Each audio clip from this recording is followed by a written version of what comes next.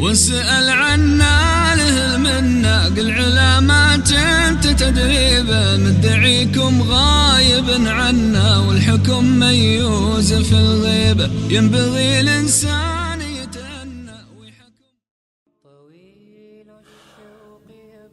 Өз уақытысында үнемі қағбаның жанынан кетпей қолшыл жасайтын бір әйел бар еді.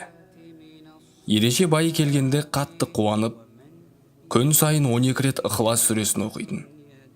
Бұған қоса, Ереже байын құрметтегендіктен жаңа киімдерін былай қойып, ең жұпыны киімдерін киетін.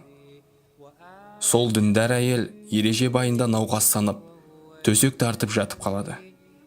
Ұлын шақыртып, егер көз жұма қалса, өзін осы жұпыны киіммен жерлеуін өсиет етеді. Ақыры әлгі әйел қайтыс болады. Ұлы, шешесі өсиет еткеніне қарамастан, ел жұрттан ұялып, анасын жаңа киіммен жерлейді. Біраз күннен кейін ұлының түсіне кірген анасы: «Балам, неге менің өсиетімді орындамадың? Мен саған наразымын» дейді. Таңертең ұйқыдан оянған баласы анасының өсиетін орындау үшін дереу қабірге жүгіреді. Қабірді ашқанда анасының денесін таба алмайды. Есі шығып, не істерін білмеген жігіт қайғырып, басын тоқпақтап жылай бастайды.